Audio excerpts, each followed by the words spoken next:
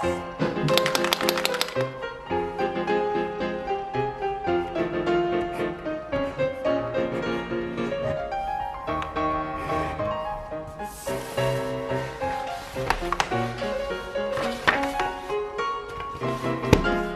y'all, today I want to talk about YouTube playlists.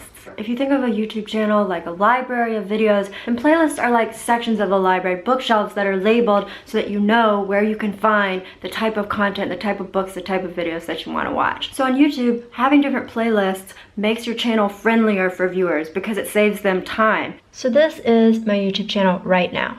And if you scroll down, this playlist right here is all about making videos, tutorials, how-to videos about making videos and video marketing, startup events, interviews with entrepreneurs and founders, and so on.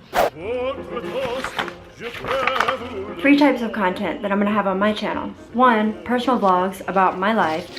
2, interviews with female founders. And 3, tutorials on making videos and video marketing. That's kind of a wide range of topics. And there may be some people that want to tune in because they're really interested in making videos and using videos for their brand. They don't really care about what's going on in my life or interviews with other entrepreneurs. They ain't got time for that, and that's fine. So for each of these 3 types of content that'll be on this channel, I've been thinking it'll definitely be helpful to come up with a playlist. And even though the YouTube channel has a name, I want to give the playlists themselves a name. So that even if people don't identify with this whole channel and all of the content on it, at least they feel like the name of that playlist is for them. And so when you're naming playlists on your channel, it's helpful to think of your YouTube channel as a TV network and each of the playlists as a TV show. So I want to take you a little behind my process because I'm starting to do this for my channel. Okay, so let's start with the video tutorials playlist.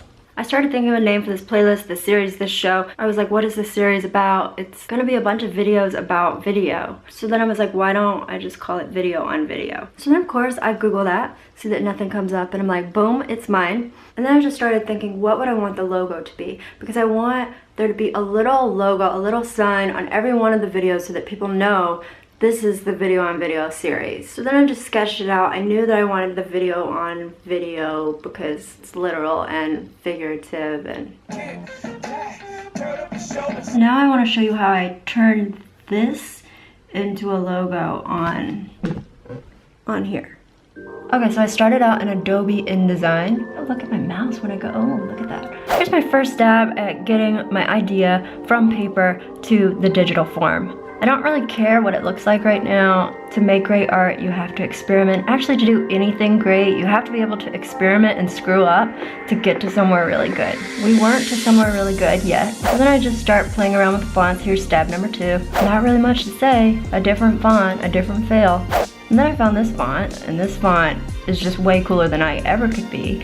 I was like, I wish I could be as cool as this font, so I'm definitely gonna use it, just purely out of aspiration. Then I was like, well, what if instead of stacking video on video, we just take it to the next level of cool and flip it, reflect it. Okay, so here you can see how the experimentation has gone to a new level. I've put those color bars that come up on a TV screen when things get all wacky behind the letters. When you're designing a logo, let yourself experiment and do crazy things, but then take a step back and remember what the logo is about. A logo is about communicating an idea very quickly in a form that people can glance at, in a form that can be shrunk down to a super small size, to just black and white, and that it'll still work and communicate that idea at a glance. So yes, play around like I did here, but take a step back and see, have you experimented so much that you've undermined the function of the logo? So I had to ask myself that here, and when I did, I thought, you know, it doesn't look like video on video anymore. This part right here almost looks like